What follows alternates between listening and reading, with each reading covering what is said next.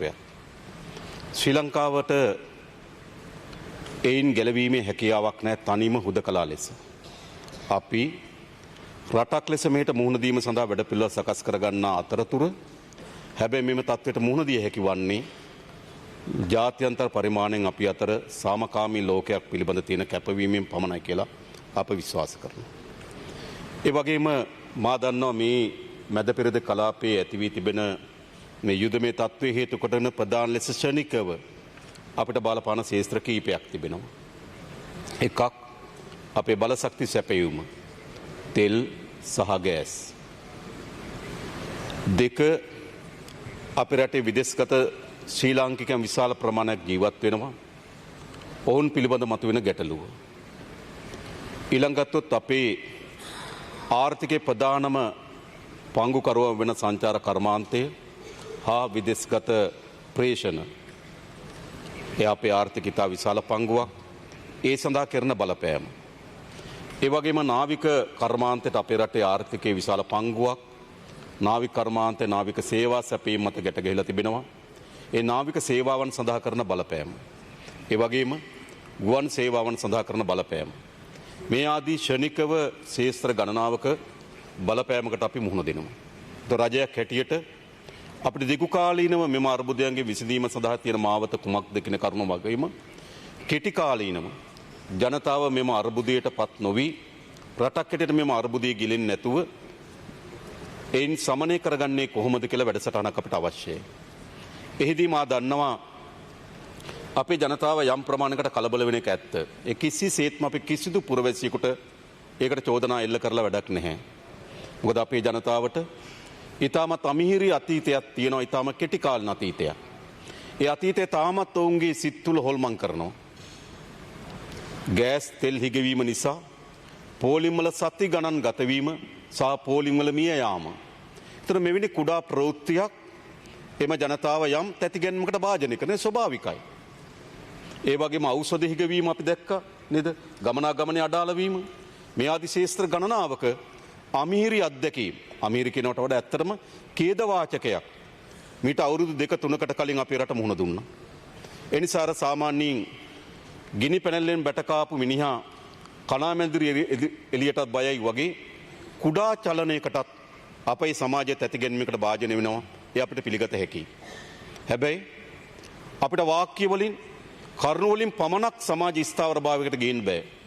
සමාජ ස්ථාවරභාවයට ගෙන හැකි වන්නේ ප්‍රායෝගිකව වුන් අර්බුදයකට මුහුණ නොදනවා යයි කියලා සහතික කිරීමෙන් පමණයි. එයි ඉතිහාසයේ අවුරුදු දෙක ඒ කාලේ ඔබ බලන්න මොනවද නිර්මාණය වුණු ප්‍රවෘත්ති. ඒ හැම ප්‍රවෘත්තියක්ම ඉදිරිපත් කරලා රජයේ පැත්තෙන් කැබිනට් මාධ්‍ය ප්‍රකාශ කරා ඒ කාලේ. එමට ආණ්ඩුවේ නාලිකා ඒ කාලේ ජනාධිපතිවරයා මට මතකයි. මේ හැමදෙනාම ඒ කාලේ කරපු ප්‍රකාශයන් පැයක් දෙකක් ඇතුළත ඒ ප්‍රකාශයන් වල අසත්‍යභාවය එළිදරව් වුණා. ඒ නිසා සමාජය හැම විටම මෙවැනි කුඩා එකකින් තැතිගැන්මකට භාජනය වෙන අස්ථාවරත්වයන් පිළිබඳ මතයක් නිර්මාණය වෙන සමාජයක් අපි යමු තිබෙන්නේ. එයි අපි තවමත් ආර්ථික ඉතාම ශක්තිමත් ලෙස ස්ථාවරභාවයට පත් කරලා නැහැ. ස්ථාවරභාවයට පත් කරමින් තිබෙන ගමනක්. අපේ සංචිත අපි ශක්තිමත් කරමින් තිබෙන ගමනක්. අපේ නිෂ්පාදන ආයෝජනයන් කැඳවා ගැනීම සඳහා සකස් කරමින් තිබෙන ගමනක්. ඒ ගමන අතර තමයි මේ සිදුවීම අපිට බලපෑම් ඇති කරන්නේ. අපි දන්නවා අපි මේ අවුරුද්දකට ටිකක් වැඩි කාලයක් ඇතුළත අපි මෙවැනි අවස්ථා කීපයකට මුහුණ දුන්නා. එකක් ඔබට මතකයි අපි විගසම මේ කලාපයේ යුද්ධයක් පිළිබඳ ගැටුමක් පිළිබඳ සාකච්ඡාවක් ආවා. ඒ වෙලාවෙදිත් මේ වගේම තැතිගැන්මක් ආවා. නමුත් කෙටි කාලයක ඇතුළත ඒක සමනය කර ගැනීමේ හැකියාව මතුවුණා. ඊළඟ ඔබට මතකයි එක්සත් ජනපදයේ තමන්ගේම ආර්ථික උපාය මාර්ගයක් අනුව පනවන ලද බදු හරහා විශාල මාදන්න මේ පාර්ලිමේන්තුවෙන් පිටතත් විශාල සාකච්ඡාවක් ගෙනිච්චා රට අනතුරකට මුහුණ දෙවි කියලා. හැබැයි ඒක සැලකිලි ප්‍රමාණයකින් අපිට සමනය කරගන්න සමත් වී තිබෙනවා. ඒ වගේම අනතුරු අපිට මතකයි දිට්වා විශාල විනාශයක් අපේ GDP එකකින් 4% වගේ බලපෑමක් කරලා තිබෙනවා. සමස්ත විනාශයකට ඩොලර් බිලියන 4.1ක වගේ විනාශයක් සිදු වී තිබෙනවා. නමුත් ඒ මාස 3ක් යනකොට සැලකිලි ප්‍රමාණයකින් අපි සමනය කරලා සාමාන්‍ය තත්ත්වයට රට හා ආර්ථිකය ගෙනල්ලා තිබෙනවා. ඒ නිසා හැම විටම අභියෝගයන් වලදී ඒ අභියෝගයන් සාර්ථකව සමනය කරගත්තු මෑත කෙටි කාල ඉතිහාසයක් අපිට තිබෙනවා. හැබැයි සියල්ල හා සංසන්දනය කරලා බලනකොට මේ තත්ත්වය අපි කාටවත් තවත් කියන්නේ දැන්ට තියෙන තත්ත්වය අපි කාටවත් විග්‍රහ කරගන්න පුළුවන්. හැබැයි මොයක මොන තත්ත්වය දක්වා වර්ධනය වේවිද කියන එක පිළිබඳව අපි කාටවත් තිබෙන්නේ අවිනිශ්චිත ස්වභාවයක්. ඒක අපි තේරුම් ගන්න ඕනකම තිබෙනවා. ඒ නිසා රජයක් හැටියට අපි කරමින් තිබෙන්නේ නිරන්තරයෙන් ඇතිවෙමින් තිබෙන වර්ධනයන් පිළිබඳව සැලකිල්ලට භාජනය කරමින් තිබෙනවා. ශ්‍රී ලංකා මහ බැංකුව අද මේ තියෙන තත්ත්වයන් පිළිබඳව සමාලෝචනය කරලා අපේ ආර්ථිකයට ඇතිවිය හැකි බලපෑම පිළිබඳව සමාලෝචන වාර්තාවක් හෙට දිනේ අපිට ලබා දෙන්න අද හවස හෝ හෙට උදේ වෙනකොට මට එතන වාර්තාව ලබා ගන්න පුළුවන්. ඒතර අපේ මූල්‍ය ශාස්ත්‍රය ඇති වෙන බලපෑම් පිළිබඳව අපිට යම් විවරණයක් ඒ තුලින් ලබා ගන්න පුළුවන්. ඒ වගේ මුදල් අමාත්‍යාංශ ලෙස අපි අපේ ජන ජීවිතේ පවත්වාගෙන යාමේදී ආර්ථික වෙන බලපෑම් මොනවද? මේ තියෙන තත්ත්වය සහ විහැකි විනාශකාරීම තත්ත්වය ගැන උපකල්පනය කරොත් ඒවට අවශ්‍ය වාර්තාවක් අපි සකස් කරමින් තිබෙනවා.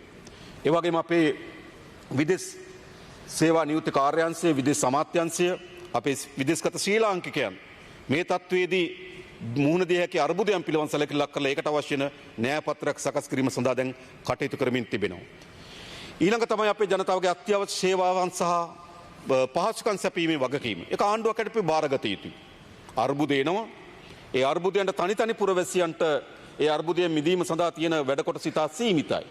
තනි කෙනෙකුට පුළුවන් පොලිමේ ගිහලා තෙල් ටිකක් අරගෙන යන්න. හැබැයි සමස්ත අර්බුදයේ විසඳුම තනි පුද්ගලයන් අතේ නෑ. සමස්ත අර්බුදයේම විසඳුම් මාවත සෙවීමේදී ප්‍රධාන වගකීමක් ආණ්ඩුවට තිබෙනවා. ඒ අතර පාර්ලිමේන්තුව අපි හැම දෙනාටම අත්හරින්න බැරි වගකීමක් තිබෙනවා. ඒ වගේම අපේ රටේ පුරවැසියන්ටත් යම් සැලකිය යුතු වගකීමක් තිබෙනවා. ආණ්ඩුව පාර්ලිමේන්තුව අපි සියලු දෙනා සහ ජනතාව එකට එක අරමුණක් සහ වැඩපිළිවෙලකට අනුව මේකට මුහුණ දිය යුතුයි කියන එක තමයි අපගේ යෝජනාව. මම එකින් එක ඔබට කියන්නම් මතුවිය හැකි තත්ත්වයන් පිළිබඳ. එකක්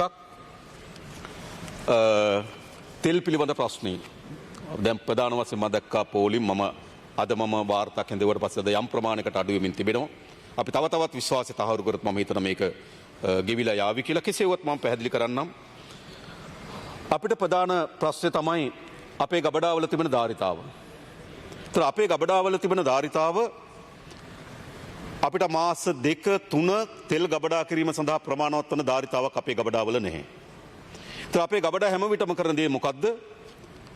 ඊළඟ නැව එනකොට ඒ නැවේ තෙල් ගබඩා කර ගැනීම ඒ නැවේ තිබෙන තෙල් ගබඩා කර ගැනීම සඳහා අවශ්‍ය වෙන විදිහට ගබඩා හිස් කරමින් තියෙන්නත් ඕන. ගබඩා පුරවගෙනම ඉන්න බෑ. ඒ කියන්නේ ආසන්න වශයෙන් ගත්තොත් අපිට ත්‍රිකුණාමලේ තියෙන IOC ගබඩා ටික අත්තරියොත් අපිට කොළොන්නාව සහ මුතුරාජවල මුළු ගබඩා සංකීර්ණ ධාරිතාව තියෙන්නේ 1,50,000ක් පමණ. හැබැයි අපිට 1,50,000ම තියාගෙන ඉන්න බෑ. ඊළඟ නැව එනකොට ඒ නැවේ ධාරිතාව හිස් කරලා තියාගන්න ඕන. එහෙම නැත්නම් කවුරු හරි කිව්වොත් මේ 1,50,000ම තියාගන්න කියලා ඊළඟ නැව આવොත් මොකද කරන්නේ? ඒ නිසා නැව් වෙන පිළිවෙලට ගබඩා හිස් කිරීමේ සැලැස්මක් එක්ක තමයි අපි ඉන්නේ. ඒ අනුව ගත්තොත් 1,50,000න් 1,03,000ක් ගබඩා පිරලා තිබුණා. ඒ වගේම අපේ දෛනිකව පිරිපහදුවෙන් මෙට්‍රික් ටන් 1,800ක් අපිට සපේනවා. ඒතර මෙට්‍රික් ටන් 1,800ට අපි පිරිපහදුවෙන් ඒවට ගබඩා පාසුකම් ටික අපි සකස් කරගන්න ඕන. ඒ නිසා මම හිතන්නේ ඉතාමත් හොඳින් මේ තිබෙන ගබඩා වලට අනුරූපී වන පරිදි සැලැස්මක අපි හිටියා.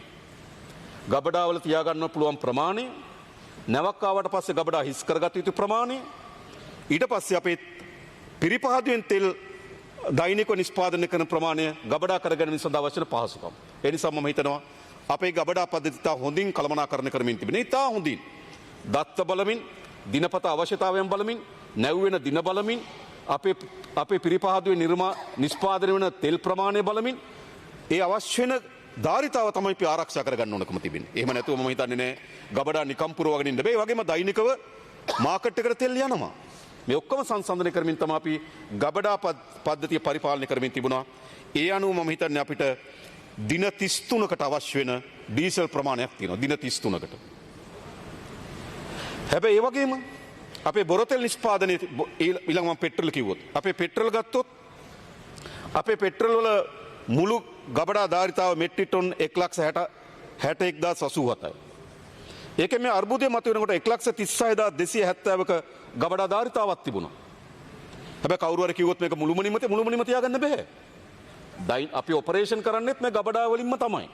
අපිට තිබුණා නම් වෙනම සංචිත බෆර් ස්ටොක් ආරක්ෂක ගබඩා කිරීම සඳහා අපිට තොගයක් තිබුණා නම් ඒක ආරක්ෂක තොගය අපිට ඔපරේෂන් කිරීම සඳහා වෙනම ගබඩා සංකීර්ණයක් අපිට පවත්වාගෙන යන්න පුළුවන්. අපිට කවදාවත් ආරක්ෂිත තොගයක් නැහැ. ඒ නිසා හැම වෙලාවම අපි දෛනිකව ක්‍රියාකාරීත්වය දෙන ගබඩත් අපේ අවශ්‍ය වෙන සංචිතත් එකම ගබඩාවල තියෙනවා. අපි දන්න ලෝකේ වෙනත් රටවල් වල හදිසි අවස්ථාවකදී සංචිත වෙනම ගබඩාවල තියෙනවා. දෛනිකව මෙහෙයුමට අවශ්‍ය වෙන සංචිත වෙනම තියෙනවා. නමුත් අපේ තියෙන මොකද්ද? සංචිතත් දෛනිකව මෙහෙවන ගබඩත් එකම තැනක තියෙන්නේ. ඒ නිසා අපේ පිරිපහදුවෙන් එන ප්‍රමාණය, වෙළඳ පොළට නිකුත් කරන ප්‍රමාණය, නැව් වෙන දින අපිට තියෙන ගබඩා. මේවා ඉතාල හොඳින් කළමනාකරණය කරගන්න ඕනකම තිබෙනවා. ඉතින් ඒක අපි කරමින් තියෙනවා. ඒ අනුව තමයි ඕනෑම මොහොතකදී ඒ අර්බුදයකට අපිට තබාගත යුතු උපරිම ප්‍රමාණය අපි මේ මොහොතේ රඳවගෙන තිබුණා. ඒ නිසා තමයි දින 33කට සරිලන ඩීසල් ගබඩා ප්‍රමාණයක් අපිට ඇති කරගන්න පුළුවන් වෙලා තිබෙන්නේ. ඒතර පෙට්‍රල් ගත්තොත් දින 27කට අවශ්‍ය වෙන ප්‍රමාණයක් තිබෙනවා.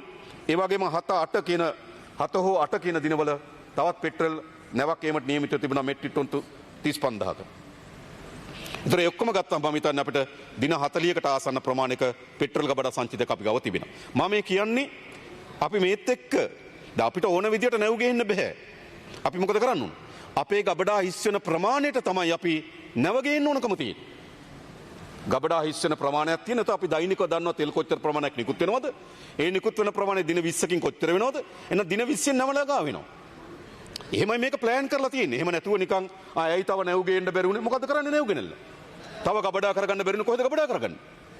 ඒවන එක ඉතාමත් අතාරික කරුණු. ඒ නිසා ඉතාමත් විද්‍යාත්මක ගබඩා පද්ධති කළමනාකරණයක අපි නිරත වී තිබෙනවා. එහි ප්‍රතිඵලයක් හැටියට අපිට ආසන්න වශයෙන් පෙට්‍රල් දින 40කට අවශ්‍යතා ගබඩා වෙලා තිබෙනවා. ඊළඟ විශේෂම ගත්තොත් ජෙට් 7 අපි ගුවන් යානවලට ඉන්ධන සැපයීම. ගුවන් යානවලට සාමාන්‍යයෙන් ගත්තොත් දෛනිකව අපේ අවශ්‍යතාවය වෙන්නේ 1800ක් පමණ. මෙට්‍රික් ටොන් 1800ක පමණ අවශ්‍යතාවයක් තියෙන. දෛනිකව අපේ පිරිපහදුවෙන් මෙට්‍රික් ටොන් 1080ක් හදනවා. දෛනිකව අපේ පිරිපහදුවෙන් මෙට්‍රික් ටොන් 1680ක් විතර හදනවා. අපේ මුළු අවශ්‍යතාවය තියෙන 1800ක් විතර. ඒ 1800ට අවශ්‍ය වෙන එතකොට 1050ක් අපි හදනවා ජෙට් 7. අපි ඉතුරු ටික තමයි ආනයනය කරන්නේ. එතකොට ආනයන තැන්පතු ප්‍රමාණය අපි හදලා තියෙන ඔක්කොම ගත්තාම දින 49කට අපි හදන ප්‍රමාණයත් අපි ආනයන ප්‍රමාණයත් ගත්තාම අපිට ගුවන් යාන ඉන්ධන සැපයීම දින 49කට තියෙනවා. හැබැයි මේ දින 49 කියන්නේ මොකක්ද? දැන් තියෙන තත්ත්වය. මේ දවස ගත වෙනකොට මොකද වෙන්නේ? නැවත ගබඩා හිස් වෙනවා. ඒ ගබඩා පිරවීම සඳහා අවශ්‍ය වෙන නැව් ගෙනා ගැනීම කාලසටහනකුත් තියෙනවා. එහෙමනේ මේක හදලා තියෙන්නේ. නැත්තම් මේ 49 ඉවර වුණාම ඊළඟ ගෙනලා පුරවන එකක් නෙවෙයි. නමුත් අපි නැව් කාලසටහනක් තියෙනවා. අපිට කිසිදු නැවක් ගෙනා ගන්න බැරිනවා කියලා හිතුවොත් තමයි මේ තත්ත්වය. හැබැයි අපි දැනට නැව් ටික පෙළගස්සලා තිබෙන විශේෂයෙන් ගත්තොත් අපිට දැන් ගත්තොත් RM පාක් කියන සමාගම 14 වෙනිදා නැවක් එනවා. සිනෝපැක් එක 17 වෙනිදා නැවක් එනවා. IOC එක 21 වෙනිදා නැවක් එනවා. 28 වෙනිදා තෙල් සංස්ථාවේ නැවක් එනවා. මෙන්න ඔක්කොම දැන්ට ලෝඩ් කරලා තිබෙන්නේ. ඒ පිළිබඳ කන්ෆර්ම් කරලා අපිට ලෙටර් මේ එකඟතාවය පළ කරලා කන්ෆර්ම් කරලා තියෙනවා නැව් ගබඩා කරන බව සහ ලබා දෙන බවට. ඒතර ඒ නිසා නැව් ටික පෙළගස්සලා තිබෙනවා. ගබඩා ටික පුරවලා තිබෙනවා. අපි මේ යාන්ත්‍රණය සකස් කරලා තිබෙනවා. ඊළඟ ප්‍රධාන වශයෙන් ගත්තොත් පිරිපහදුව. තෙල් පිරිපහදුව බැලුවොත් තෙල් පිරිපහදුවට අවශ්‍යයි අපිට බොරතෙල් අවශ්‍යයි. ඒතරේ බොරතෙල් ප්‍රමාණය දැන් තියෙන බොරතෙල් ප්‍රමාණය දින 26කට ඇති. නමුත් අපි තවත් නැවක් ගේනවා. ඒ නැව තව දින 18කට ඇති. ඒ නැව ආපුවම බොරතෙල් ඒ නැව ඉතා ඉක්මනට දැන් මුහුදේ එමින් තිබෙන නැවක්. එතකොට දින 44කට කිසිදු නැවක් ආවෙත් නැතත් බොරතෙල් පිරිපහදුව අපේ පිරිපහදුව දුවන්න පුළුවන්. ඒ නිසා අපි සකස් කළ තියෙන නැව් ප්‍රමාණය එනවා. ඒ වගේම අපි මොකද කරලා තියෙන්නේ? පිරිපහදුව දුවන්නත් ගබඩා ටික පෙට්‍රල්ස් ඩීසල් සහ ජෙට් 7 ගුවන් වලට අවශ්‍ය වෙන තෙල් සලස්ම සකස් කරලා තිබෙනවා. ඒ නිසා මම හිතන්නේ මේ තිබෙන තත්ත්වය අනුව කිසිදු අර්බුදයක් මතුවෙන්නේ නැහැ තෙල් වල. නමුත් යුද්ධ වර්ධනය වුණොත් අපි කවුරුත් මුහුණ දෙන්න ඕන. වර්ධනය වුණොත් මුහුණ දෙන්න එපා. තෙල් පිරිපහදුව කොහොම ගැහුවා කිව්වොත් අපි කොහෙන්ද කරන්නේ? අපි ලිං වලින් තෙල් ගන්න නෙමෙයි. එනිසා යථාර්ථවාදී මේ ප්‍රශ්නේ මේ විදිහට තියෙන තාක්කල් මේ ප්‍රශ්නෙට උත්තර තියෙනවා. හැබැයි මේ ප්‍රශ්නේ මෙතනින් එහා වර්ධනය වෙනව නැද්ද කියලා තීරණය කරන්නේ අපි නෙවෙයි. අපි නෙවෙයිනේ. ඒ වර්ධනය අනුව ප්‍රශ්නේ මොන විදිහට වර්ධනය වෙයිද කියලා අපි උපකල්පනය කරමින් ඒකට අවශ්‍ය වෙන සැලසුම් හදලා. ඒකට තමයි ආණ්ඩුවක් ඉන්නේ. හැබැයි මම ඔබලා මතක් කරන්න කැමතියි. මේ ප්‍රශ්නේ දිගු කාලයක් තිබුණු ප්‍රශ්නයක් මේක අපේ ධාරිතාව පිළිබඳ ප්‍රශ්න. හැබැයි අපි මොකද්ද කරේ? කොළොන්නාවේ අලුතෙන් මෙට්‍රික් ටන් 86000ක ගබඩා සංකීර්ණයකට වැඩ කටයුතු කරමින් තිබුණා. අලුතෙන්ම ටැංකි 6ක් හදන්න. ඒ වගේම තිබුණු ටැංකි දෙකක් නැවත එක කපලා අර ගිනිගත්තෙත් එතන කපලා අලුත් ටැංකි දෙකක් හදන අලුත් ටැංකි 8ක් හදන කොළොන්නාවේ. ඒ ගබඩා සංකීර්ණය මෙට්‍රික් ටන් 86000යි ඒක අපි 2027 වෙනකොට අවසන් කරන්න සැලසුමේ තියෙනවා. ඒ සඳහා අපේ වියදම අර ටැංකි 6ට වියදම බිලියන 3.32යි අර අනිත් දෙකට වියදම බිලියන 1.45යි. ඒ කියන්නේ බිලියන 5ක ආසන්න ප්‍රමාණකින් අපි කොළොන්නාවේ විතර රුපියල් බිලියන 5කින් කොළොන්නාවේ විතර ගබඩා සංකීර්ණේ ගබඩා පාසුකම් වැඩි කරන්න සැලසුමක හිටියා. 86000ක් කියලා කියන ආසන්න වශයෙන් ගත්තොත් පෙට්‍රල් ඩීසල් අපි තාම සැලසුම හදලා නැහැ මොනවද ඒකේ දාන්න කියලා. හැබැයි ඔක්කොම ගැන කල්පනා කරත් දින 10කට අලුතෙන් ඒ ගබඩා සංකීර්ණ ධාරිතාව වැඩි වෙනවා. සාමාන්‍යයෙන් ගත්තොත් අපේ දෛනික අවශ්‍යතාවය වෙන්නේ 8800ක් 8600ක් වගේ ප්‍රමාණයක් ඔක්කොම ඩීසල් පෙට්‍රල් ඔක්කොම එකතු කරත් මෙතන අපි 86000ක් ගබඩා ධාරිතාව 2027 වෙනකොට අපි අවසන් කරනවා. දැන්ට මුල්ගල් තියලා වැඩ කරලා ඔක්කොම කොන්ත්‍රාත් ප්‍රදාන කරලා තියෙනවා. වැඩ කරමින් යන්නේ. ඒක 2027 ජනවාරි වල අපිට දෙන්න එකඟතාවය පළ කරන එතන අපි රුපියල් බිලියන 5ක් වැය කරනවා. ඊළඟ විශේෂම ගත්තොත් මුතුරාජවිල අපි අලුතෙන් ගබඩා සංකීර්ණ ධාරිතාව මෙට්‍රික් ටන් 40000කින් වැඩි කරන්න අපි සැලසුම් හදලා තිබුණා. Metric ton 40000. ඒක දැන් ටෙන්ඩරේ අවසන් අදියරේ තියෙන්නේ. ඒකට රුපියල් බිලියන 3.5ක් වැය කරනවා. අපි දැන්ට දල ඇස්තමේන්තුව රුපියල් බිලියන 3.5යි මුතුරාජවිල මෙට්‍රික් ටන් 40000ක ගබඩා හදන්න සැලසුම් හදලා තිබුණා. ඒක දැන් ටෙන්ඩරේ මේ සතිය මම හිතන අවසන් වුණාට අපි ටෙන්ඩරේ ප්‍රදාන කරන්න පුළුවන් එක. ඊළඟ මුතුරාජවිල ඉඳන් කටුනායකට අපි පයිප්ලයින් එකක් එලන්න සැලසුම් කරලා තිබුණා. ඒ කියන්නේ ජෙට් 1 ගෙනියන්න මේ හොඳ පයිප්ලයින් එකක් හදන්න ඕන. අපි හිතනවා අපි ගුවන් තොටුපොලේ විශාල සැලසුමක් හදලා තියෙනවා. අපේ ගුවන් තොටුපොළ හොඳ හබ් එකක් බවට පත් කරන්න පුළුවන්. විශේෂයෙන්ම ඇති වෙන තත්ත්වෙන් අපිට ඒ පැත්තෙනුත් අපි කල්පනා කරන්න ඕන. හොඳ ගුවන් සේවා හබ් එකක් බවට පත් විශේෂයෙන්ම භාණ්ඩ ප්‍රවාහන හබ් එකක් බවට පත් කරන්න පුළුවන්. එහෙනම් අපි දන්න අපේ ගුවන් තොටුපොළේ එන තෙල් ඉල්ලුම වැඩි වෙනවා. දැන් 1800යි. හැබැයි අපි හිතන 1800ට වඩා වැඩි ඉල්ලුමක් එනවා. හැබැයි අපි ගුවන් තොටුපොළේ සංවර්ධන සැලැස්මත් ගුවන් තොටුපොළ අපේ ගුවන් හබ් එකක් බවට පත් කරගන්න සැලැස්මත් සායකට අනුරූප විදියට ඒකට අපිට ඉන්ධන සපයන සැලැස්මත් එකට තියෙන්න ඕන.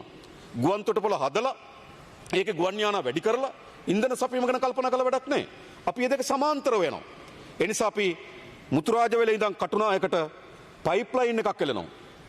ඒ වගේම ජෙට් 1 වල ධාරිතාව මෙට්‍රික් ටන් 63000කින් වැඩියෙන් ගබඩා කරනවා. ගබඩා කරන්න පුළුවන් ධාරිතාවක් හදනවා. ඒක දැන් අපි ටෙන්ඩරයේ අවසන් අදියරේ තියෙන්නේ. ඒ සඳහා රුපියල් බිලියන 16ක් වැය වෙනවා. මේ තමයි යටිතල පාසුකම් ආණ්ඩුවක හදන. එහෙම වුණොත් ඒ 63000න් විතරක් මම හිතන්නේ අපිට දින 40කට වඩා වැඩි දින ප්‍රමාණයක ජෙට් 1 ගබඩා කරන්න පුළුවන්. ඒ දැන් තියෙන ඉල්ලුමට. හැබැයි අපි හදන්නේ දැන් තියෙන ඉල්ලුම නෙවෙයි. අපි සැලසුමක් හදලා තියෙනවා ගුවන් තොටුපොළේ අපේ ඉන්ධන සැපීම තමයි වැඩි කරන්න ඕන කියලා මාකටිං ප්ලෑන් එකක් හදලා තියෙනවා. සමහර පෞද්ගලික අංශ කණ්ඩායම් වලට අපි ආරාධනා කරලා තියෙනවා. මෙතන ඉතාමත් හොඳ තෙල් සැපීම මධ්‍යස්ථානයක් බවට පත් කරන්න පුළුවන්. ඒකට අවශ්‍ය යටිතල පාසුකම් ටෙන්ඩරේ අපි අවසන් කරනවා. මම හිතන්නේ අපි ටෙන්ඩරේ දැම්මා. සමහර සමාගම් විසින් අපිට දැන් කාලයක් ඉල්ලලා තිබුණා. නේද කෝපි ජයකොඩි නේද? යම් කාලයක් අපි ඉල්ලලා තිබුණා. ඒ කාලය අපි ලබා දීලා සති 3ක් ඇතුළත මේ ටෙන්ඩරේ ප්‍රදානය කරන්න ටෙන්ඩරේ අපි අවසන් කරන්න බලාපොරොත්තු වෙනවා. ඊළඟ ගත්තොත් ත්‍රිකුණාමලේ ප්‍රධාන සාකච්ඡාවක් දැන් යනවා. ඒ ත්‍රිකුණාමලේ ගබඩා වලට මොකද උනේ කියලා. ගබඩා 24ක් තිබුණා. පහුගිය ආණ්ඩුවේ එකෙන් ඒ කියන්නේ ගබඩා මුළු ප්‍රමාණයෙන් අපිට තනියම පාලනය කරන්න පුළුවන් 24ක් තියෙනවා. ඒ 24න් ගබඩා 3ක් ප්‍රීමියකට ඇග්‍රීමන්ට් එකක් ගහලා ලබා දීලා තියෙනවා. තව ගබඩා 21ක් අපිට තියෙනවා. මේක එක ගබඩාවක ධාරිතාව මෙට්‍රික් ටන් 10000යි. ඒ කියන්නේ මෙට්‍රික් ටන් 2,10,000ක ගබඩා පාසුකම් අපිට දෙන මුතුරාජවිල. හැබැයි අපිට එකපාරක වියදම් කරන්න බෑ. අපි අධීර කීපයකින් ඒ ගබඩා ටික නැවත ප්‍රතිසංස්කරණ සැලසුම හැදුවා. ඒ පළවෙනි අධීර තමයි ටැංකි 4ක්. අපි තෝරාගත්ත ප්‍රතිසංස්කරණය කරන්න. ඒ ටැංකි 4න් 2ක් ප්‍රතිසංස්කරණය කරලා අවසන් අනිත් ටැංකි 2 ප්‍රතිසංස්කරණය කරනවා. හැබැයි ගබඩා ප්‍රතිසංස්කරණ කරාට වැඩක් නැහැ. නල පද්ධතිය අපිට නැතුව. ඒ නිසා අපි එයා සමාන ලෙස මුහුදේ ඉඳන් නල පද්ධතියක් අපි ත්‍රිකුණාමලේ පරණ නල පද්ධති තියෙනවා. ඒවා දිර්ලා තියෙන. ඒ වගේ යන්න බෑ. ඒ නිසා අලුත් නල පද්ධතියක් කෙලවන්න අපි ටෙන්ඩර් කෝල් කරලා තියෙනවා. ඒක අපේ වියදම රුපියල් බිලියන 7.37යි. ඒතර එතන ධාරිතාව අපිට අලුතෙන් මෙට්‍රික් ටන් 40000ක ධාරිතාවක් එනවා. ඊළඟ විශේෂම ගත්තොත් අපේ තෙල් පිරවුම් පහසුකම්. තෙල් අපිට ආවට පස්සේ පිරවුම් පහසුකම් අපේ අඩුයි. දැන් අපි ඒක වර්ධනය කරන්න ඕන. ඒක ඔටෝමේට් කරන්න අපි යනවා. ඒ සඳහා දැන් අපි ටෙන්ඩරේ කෝල් කරලා තියෙනවා. ඒකට අපි වියදම් කරන්න අපේක්ෂා කරනවා රුපියල් බිලියන 1.5ක්. එතකොට අපිට ඉතා වේගෙන් දැන් අපේ තියෙන ගැන්ට්‍රි පහසුකම් එක්ක අපිට නැවක් යනවා දින 5ක් විතර යනවා.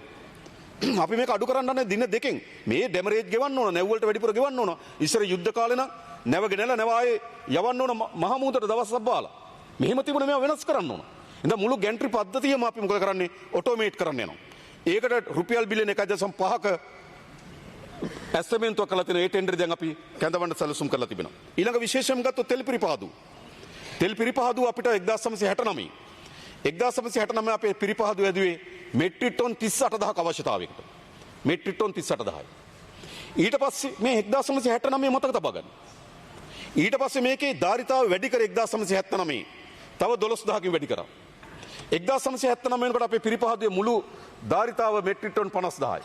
79 ඉඳන් අද ගත වෙලා තියෙන අවුරුදු 46ක් 47ක් 26ට බැලුවොත් මේ අවුරුදු 47ටම එක මෙට්‍රික් ටන් එකකින් අපේ පිරිපහදු ධාරිතාව වැඩි කරලා නැහැ. හිතන්න අවුරුදු 47කින් රටවල්ද මේව. අපේ පිරිපහදුවේ ධාරිතාව අවුරුදු 47කින් වැඩි කරලා නැත්නම් ඒ ආණ්ඩුවද තිබුණේ කියලා මම අහන්නේ. අපි සැලසුම් හදලා තියෙනවා අපේ මෙට්‍රික් ටන් 50000 ධාරිතාව ලක්ෂ දක්වා වැඩි කරනවා. දැන් අපි අභිලාෂයන් කැඳවලා තියෙනවා. දැන් සමාගම් මම හිතන්නේ 15ක්. දැන්ට සමාගම් 15ක් අභිලාෂයන් ඉදිරිපත් කරලා තිබෙනවා. 20ක් නෑ 15ක් ඉදිරිපත් කරලා තිබුණා. ඊට පස්සේ තව පොඩි කාලයක් ඉල්ලුවා. ඒ කාලෙත් අපි ලබා දුන්නාට පස්සේ දැන් අභිලාෂයන් කැඳවලා තියෙන සමාගම් 20ක්. අපි දැන් සාකච්ඡාවක් දාගෙන තියෙනවා මොකද්ද මොඩල් එක කියලා බලන්න. රාජ්‍ය පංගුවක් තියාගෙන පෞද්ගලික අංශයේ ධාරිතාව වර්ධනය කර ගැනීම සඳහා සැලසුමක් හදලා අපි සැලසුම් හදලා තිනවා. අපේ ධාරිතාව මෙට්‍රික් ටන් ලක්ෂකින් 100කින් වැඩි කරනවා. ඒවනේ ආණ්ඩු කියන්නේ. ඒ විතරක් නෙවෙයි. මෙතන ඉන්න කවුරුත් දන්නවා අපේ පයිප්ලයින් වලට වෙලා තිබුණු ප්‍රශ්නේ. විශේෂයෙන්ම කොළොන්නාව ඉඳන් වරාය දක්වා තියෙන පයිප්ලයින් එක මොකද වෙලා තියෙන්නේ? අවුරුදු 90ක් පරණයි. අවුරුදු 90ක් පරණයි. ගිනි ගැනීම සිද්ධ වෙනවා. තෙල් කාන්දු සිද්ධ වෙනවා. මංකොල්ල කෑම සිද්ධ වෙනවා. අවුරුදු 90ක් පරණ මේ පයිප්ලයින් එක. අවුරුදු 20ක් තිස්සේ උත්සාහ කරනවා මේක හදන්න. හැබැයි අවුරුදු 20ටම බැරි වුණා. අපි මොකද කරලා තියෙන්නේ? ලයින් දෙකක් කෙලනවා. අඟල් 14 සහ අඟල් 18. ඒකට අපි දැනට මේ වෙනකොට අපි සියලුම වාර්තා සකස් කරලා තිබෙන්නේ ඉතා ඉක්මනින් මේක ටෙන්ඩරේ කෝල් කරනවා. එතන රුපියල් බිලියන 12.8ක් වැය වෙනවා. ඊළඟ ගත්තොත් අපි දන්නවා නැප්තා.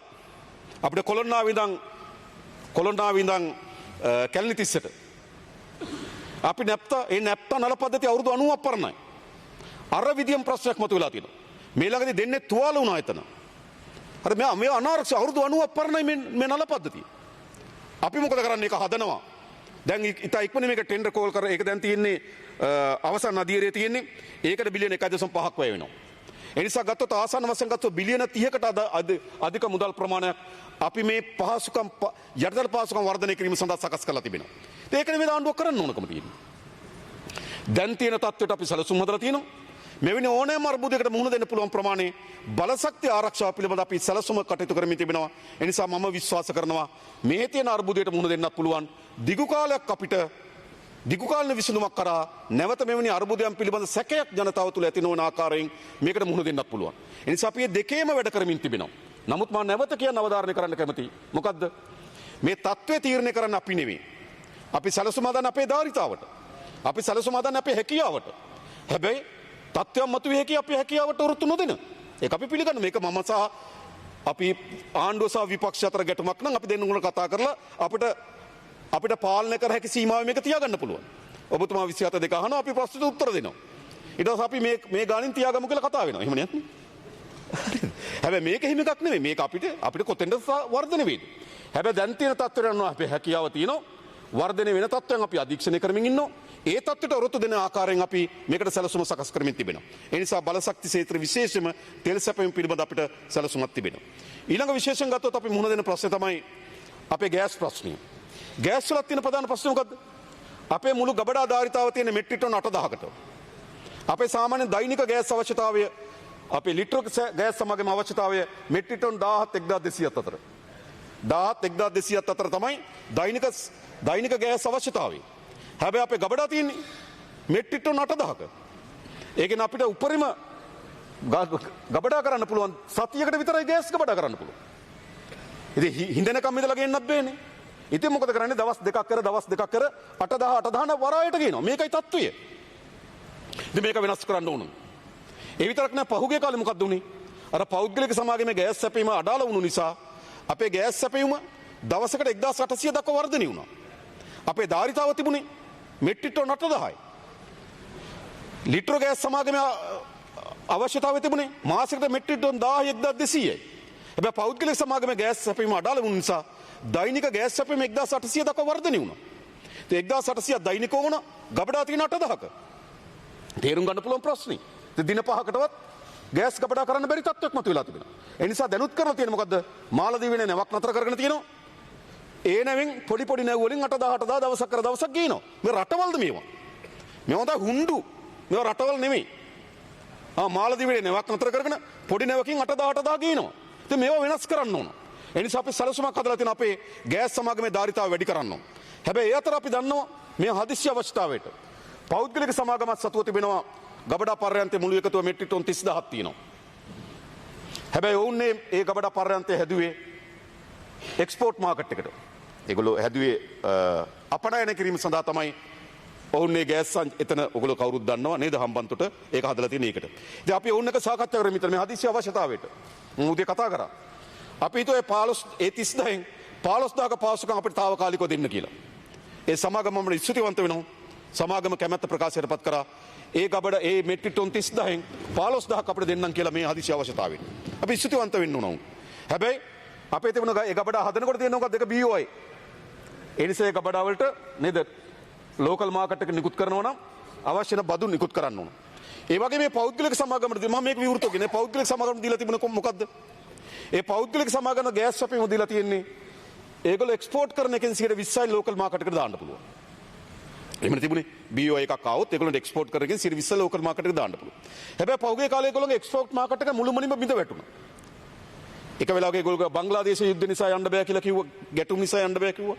ඒ නිසා ඒගොල්ලන්ගේ අපනයන මාකට් එක වැටුණා. අපනයන එකෙන් 120ක් තමයි දෙන්න පුළුවන්කම තියෙන්නේ ලෝකල් මාකට් එකට. ඒතර අපනයන සැපයුම නැතුණාම දේශීය වෙළඳපොළට දාන්න බැරුව ගියා. හිරවීමක් තිබුණ සමාගම හැටියට. හැබැයි ඒ සමාගමෙන් කහපාට ගෑස් ගත්තු පාරිභෝගිකෙන් හිටියා. දැන් මොකද වෙන්නේ? කහපාට ගත්තු ගෑස් යට ගෑස්නේ සමාගමට මාකට් එකට දාන්න පුළුවන් 20%යි එක්ස්පෝර්ට් එකෙන්. හැබැයි සමාගමට 20%ට දාන්න අපනයන කරලා තියෙන්න ඕන. අපනයන කරලා නැත්නම් මාකට් එකට දාන්න බෑ. මාකට් එකට දාන්න නැත්නම් කහ ගෑස් හිගයි. ප්‍රශ්නේ මතුවලා තියෙන එක. ඒ නිසා අපි මුදල් අමාත්‍යාංශය ඒකයි මම විශේෂයෙන්ම හදිසි නීතිය යලි පනවන්න තීරණය කරේ. හදිසි නීතිය අත්‍යවශ්‍ය සේවා කොමසාරිස්වරයා හරහා නැවත අපි විශේෂ රෙගුලාසියක් කරා ඔවුන්ට ලෝකල් මාකට් එකට තාවකාලිකව දාන්න බලය දෙනවා. හැබැයි අර බදු සියල්ල අරගෙන. එහෙම නැත්නම් අපි ඔවුන්ට කිව්වොත් ඕගොල්ලෝ ලංකාවෙන් පිට අපනයන කරන වගේ විතරයි 20%ක් දෙන්න කියලා කිව්වොත් කහ ගෑස් කවදාවත් ලැබෙන්නේ නැහැ. මොකද ඒගොල්ලන්ගේ දැන් අපනයන මාකට් එක වැටලා තියෙන්නේ. අපනයන මාකට් එක වැටලා තියෙන්නේ. ඒතකොට වෙන්නේ මොකද්ද? නැතුව යනවා. දැන් අපි ඒගොල්ලන් එක්ක සාකච්ඡා මේ කිසිදු වංචාවක් ගනුදෙනුවක් නෙවෙයි මෙතන. මෙතන තියෙන්නේ මොකද්ද? අපි දන්නවා දැන් කහ ගෑස් පාරිභෝගිකයන් 20%ක් ඉන්නවා. හැබැයි 20% ගෑස් දෙන්න විදියක් නැහැ. ගෑස් දෙන්න නම් කරන්න ඕන කනම තමයි ඒගොල්ලෝ BOI සමාගමක් වුණත් 20% ඉක්මවා ඒගොල්ලන්ට ලංකා ලෝකල් මාකට් එකට ගෑස් දෙන්න පුළුවන් අවශ්‍ය නැ බදු සියල්ල ගෙවලා. අපි తాවකාලික අවස්ථාව දෙන්න කල්පනා කරලා තියෙනවා. ඒතකොට 20%ක් ලාෆ් ගෑස්. ඒ වගේම අපි අලුත් සිලින්ඩර් ලක්ෂයක් ලිට්‍රෝ ගෑස් වලින් අලුත් සිලින්ඩර් ලක්ෂයක් අපි ඇනවුම් කරලා තියෙනවා. මම හිතන්නේ මේ සතියේ 12 වෙනිදා එනවා නැව. මොකද සිලින්ඩර් වල හිගයක් තිබුණා. එනිසා සමහර අය කහ පාටක නිල් පාටකට මාරු වෙන්න ඕනකම තිබ්බත්. මොකද කහ පාටක ගණන් අපි වැඩි කරෙත් නෑ මතක තියාගන්න. දැන් පෞද්ගලික සමාගම් අපිට හැමදාම කිව්වේ මොකද්ද? පෞද්ගලික සමාගම් විසින් තරඟකාරීත්වයක් හදලා අඩු කරනවා කිව්වා. හැබැයි අද මොකද වෙලා තියෙන්නේ? රජයේ සමාගම සාමාන්‍ය ගෘහස්ත ගෑස් සිලින්ඩර් රුපියල් 500කින් අඩුයි. රජයේ සමාගම. ඒ සමහර අය කල්පනා කරනවා කහ එකෙන් නිල් එකට මාරු වෙන්න. හැබැයි මාරු වෙන්න කල්පනා කරලා ටැංකි නේ. ගෑස් සිලින්ඩර් නේ. ඒ නිසා අපි සිලින්ඩර් ලක්ෂයක් අපි ඇනුම් කරලා තියෙනවා මේ මාසේ 12 වෙනිදා ඒ සිලින්ඩර් ලක්ෂය ඒක මාකට් එකට එනවා. මෙහෙමයි හදන්නේ. එතකොට මොකද්ද කරන්නේ? දැන් මෙතන මම දැක්ක ගෑස් සිගයි කියලා කෑ ගැව්වා නේ. අර්බුදේ තේරුම් ගන්න. 8000 ගණන් ගබඩා තියෙන්නේ. ලිටර එකට පුළුවන්කමද 1000 1200 අතර සපයන්න නම්. ඒක නම් සැලසුම. 1800ක ඉල්ලුමක් එකපාර ආවනම් සැපීමේ අවශ්‍ය පුළුවන්කම තියෙන දින 5කටත් වඩා අඩු වෙන්නම්. අර්බුදයක් මතුවේ හැකි. ඒ අර්බුදයට විසඳුම් හොයන්න ඕන. ඉතින් අපේ විසඳුම් සකස් කරමින් යන මම හිතන නිසා තෙල් සහ ගෑස් ක්ෂේත්‍රයේ අර්බුදයක් මතුවීමේ ඉඩකඩ බොහෝම අවමයි. මේ තියෙන තත්ත්වය අනුව. ඊළඟ අපි විශේෂයෙන් මුහුණ දෙනවා විදේශගත ශ්‍රී ලාංකිකයන්. විශාල ප්‍රමාණයක් ඒ කලාපයේ වැඩ කරන ආසන්න වශයෙන් ගත්තොත් ලක්ෂ 10ක් පමණ දැන්ට අපේ විදේශ සේවා නියුක්ති කාර්යාංශයේ ලියාපදිංචි වුණු අය. අපි දන්න ලියාපදිංචි වුණු අයට අමතරව කණ්ඩායමක් ඉන්න බව මේ දෙක සහ ලක්ෂ 10කට පමණ ආසන්න ප්‍රමාණයක් ඒ ගැටුම් සහිත කලාපයේ විදේශගත ශ්‍රී ලාංකිකයන් ඉන්නවා. ඉතින් අපි බලන්න ඕනකම තියෙනවා ශනිකව මුහුණ දියකේ අනතුරකදී මේ ශ්‍රී ලාංකිකයන් බලාගන්නේ කොහොමද? දැනට අපි හැම තානාපති කාර්යාලයකම පැය 24 පුරා දිවත් වෙන හොට්ලයින් සර්විස් එකක් ආරම්භ කරලා තියෙනවා. ඕනෑම කෙනෙකුට ඕනෑම මොහොතක තමන්ගේ ගැටලුව තානාපති කාර්යාලයට දැනුම් දෙන්න පුළුවන් පැය 24 පුරාම. ඒ වගේම විදේශ සේවා නියුක්ති කාර්යාංශෙත් අපි එවැනි පැය 24 පුරාම ක්‍රියාත්මක වෙන ශනික සේවාවන් සපයන මධ්‍යස්ථානයක් අපි හදලා තිබෙනවා. ඊළඟ විදේශ කටයුතු අමාත්‍යාංශෙත් අපි එම් සේවාවක් හදලා තියෙනවා. අපේ රටේ ඕනෑම ශ්‍රී ලාංකිකයෙකුට තමන්ගේ දෙමව්පියෝ, තමන්ගේ ඥාතියෙක්, තමන්ගේ සහෝදරයෙක් ඉන්නවනම් මොකක් හරි අනතුරක් පිළිබඳ සැකයක් තියෙනවනම් ඒගොල්ලන්ට අමාත්‍යාංශයට දැනුම් දෙන්න පුළුවන්. ෆොරින් බියුරෝ එකට දැනුම් දෙන්න පුළුවන්. ඒ ශනිකව අපිට තානාපති කාර්යාලය සම්බන්ධ කරගෙන තානාපති කාර්යාලයත් එක්ක ඒ තත්ත්වයට අපිට මැදිහත් වෙන්න පුළුවන්. ඒ වගේම තානාපති කාර්යාල වලට කෙලින්ම මේ රටේ පුරවැසියන්ට පැය 24 පුරාම කතා කරන්න පුළුවන් අවස්ථාවක් හදලා දීලා තියෙනවා. ඒ නිසා අපි විශේෂයෙන්ම විදේශගත ශ්‍රී ලාංකිකයන්ගේ ආරක්ෂාව පිළිබඳ කල්පනා කරමින් සැලැස්මකට අවතීර්ණ වෙලා තියෙනවා. මේ තිබෙන තත්ත්වය වර්ධනය වෙමින් නේද? දැන් අපේ හැකියාවෙන් අපි වෘත්ති දෙන්නේ කොහොමද? මේක ඉතාමත් නරක තත්ත්වයක් විදිහට අපේ හැකියාව ප්‍රමාණවත් නෑ. එවනම් ඒ හැකියාව අපි අත්පත් කර ගැනීම සඳහා අපේ තියෙන රාජතාන්ත්‍රික සබඳතාවයන් මොනවද? අනිත් රාජ්‍යයන් එක්ක ඒ සඳහා සහායක් ලබා ගැනීම සඳහා කටයුතු කරන්නේ කොහොමද? අපි ඒ ශාස්ත්‍ර පිළිබඳ අවධානය යොමු කරමින් තිබෙනවා. ඊළඟ ප්‍රධාන වශයෙන් මුහුණ දෙන ප්‍රශ්නයක් සංචාරක කර්මාන්තය. විශේෂයෙන්ම ගත්තොත් අපේ සංචාරක කර්මාන්තය මේ මාර්තු මාසයේ පමණක් මේ මාර්තු මාසයේ අපේක්ෂාව තිබුණා අපි ලක්ෂ 3කට ආසන්න සංචාරකයන්ගේ පැමිණීමක් අපි අපේක්ෂා කරලා තිබුණා.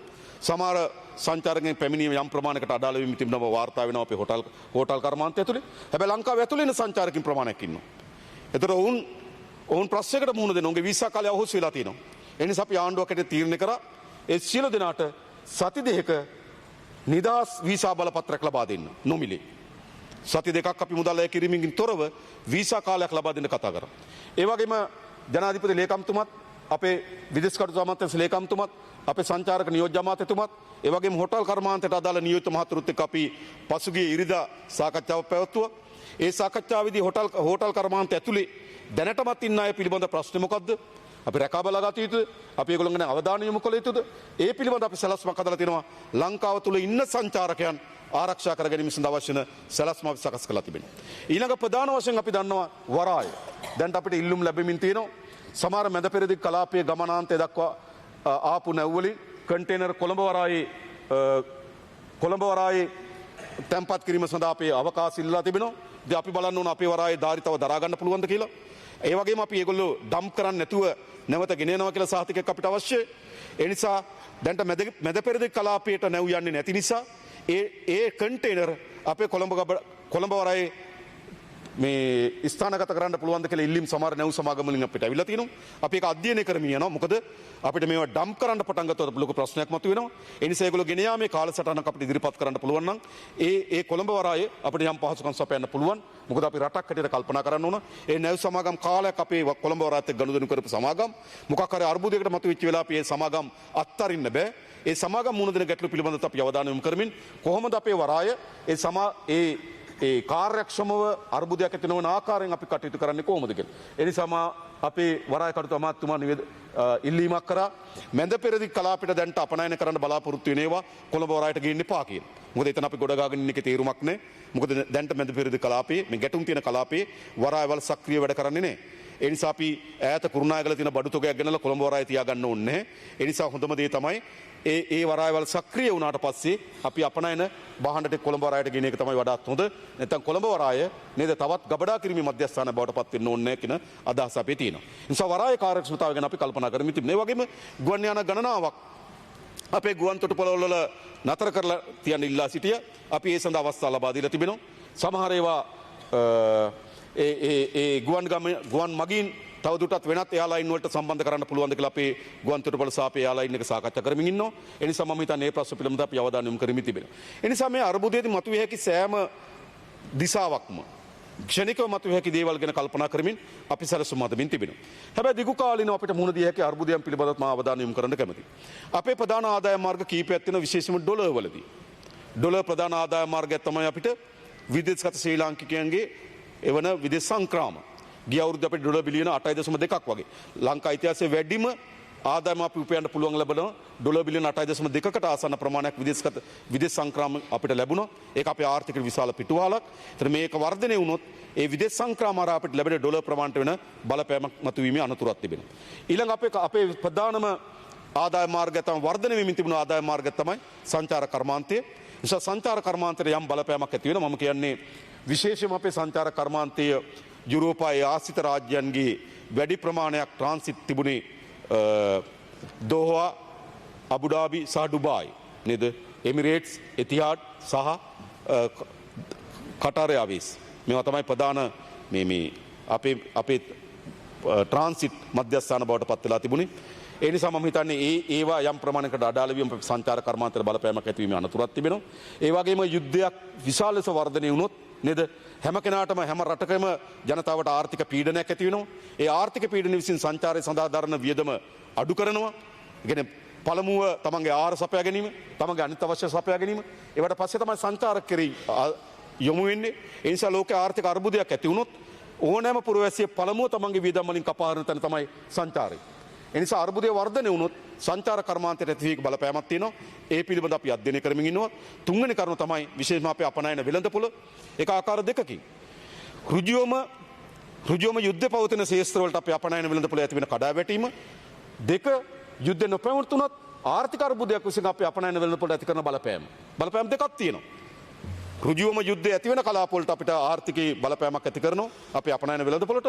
දෙක යුද්ධ විසින් ඇති කරන ආර්ථික අර්බුද විසින් අපනයන වෙළඳපොළ බලපෑමක් ඇති කරනවා. ඒ පිළිබඳව අපි අධ්‍යයනය කරමින් ඉන්න මොකද්ද අපිට කරන්න පුළුවන් කියලා. ඒ නිසා අපිට විශේෂයෙන්ම අපේ ඩොලර් සංචිත පිළිබඳවත් අපේ විදේශ විනිමය අනුපාතික ආරක්ෂා කරගන්නේ කොහොමද? ඒක වර්ධනය වෙන්න ඉඩ නොදෙන්නේ කොහොමද කියන එක පිළිබඳව අපි කල්පනා කරමින් යනවා. ඒ නිසා දිගු කාලිනව අපි මුහුණ දිය හැකි අර්බුදත් කෙටි කාලිනව අපි අර්බුදය සමනය කර ගැනීම සඳහා අවශ්‍ය වෙන වැඩපිළිවෙලක් එක තමයි අපි මේ වැඩසටහන දියත් කරමින් තිබෙන්නේ. ඒ නිසා මම හිතනවා මේක තමයි අපිට ගත යුතු ක්‍රියාමාර්ග. ඒ ක්‍රියාමාර්ග පිළිබඳව ඉතාමත් අපේ අමාත්‍යංශ, අපේ නිලධාරීන්, ආයතන භාරය, මදන් ඉතාමත් සක්‍රිය වැඩ කරන තෙල් සංස්ථාව, ගෑස් සමාගම, ඒ වගේම විදේශ සේවා නියුක්ති කාර්යාංශ, විදේශ අමාත්‍යංශ, ජන ලේකම් කාර්ය, මුදල් අමාත්‍යංශ, මහ බැංකුව, මදන් මහ බැංකුව අදත් විශාල සාකච්ඡාවක් වුන් තුල තියෙන මේ තත්ත්වය වර්ධනය වෙන ආකාරය පිළිබඳව සාකච්ඡා කරමින් ඉන්නවා. ඒ නිසා අපේ සියලු රාජ්‍ය ආයතන මේකට මුහුණ දීම සඳහා අවශ්‍ය වෙන යාන්ත්‍රණ සක්‍රිය කරලා තිනවා. මම හිතන දේශපාලන අධිකාරිය හැටියට අපි ඒක නායකත්ව දීම ඒ සඳහා අවශ්‍ය වෙන සහාය ලබා දීම තමයි අපේ කාර්යභාරය. මම හිතන්නේ සහාය ලබා දෙමින් තිබෙනවා. ඒ නිසා අපි හිතනවා අපේ අපේක්ෂාව නේද අපේ අපේක්ෂාව මේක ඉතා කෙටි කාලෙකින් සමනය වෙන්න කියලා තමයි අපේ ප්‍රාර්ථනාව. අපි දන්නවා අපි සුබදායි දේ අපේක්ෂා කරනවා, නරකම දේට සූදානම් වෙනවා. මේ අනුව තමයි අපි වැඩ කරමින් ඉන්නේ. බොහොම ස්තුතියි ගරු කතානායකතුමනි. Honorable Sajith Premadasa, you have 12 minutes. Order please. Deputy Speaker will come to the chair.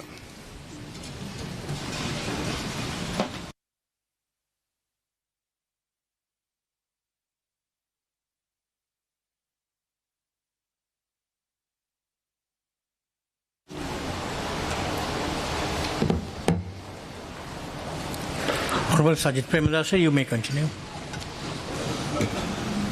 විශේෂයෙන්ම මැද පෙරදිග ඇති වෙලා තිබෙන යුදමය තත්ත්වය පිළිබඳව මම හිතන්නේ ආරම්භයේදීම අපි ප්‍රකාශ කරන්නට ඕන කාරණාවක් තිබෙනවා.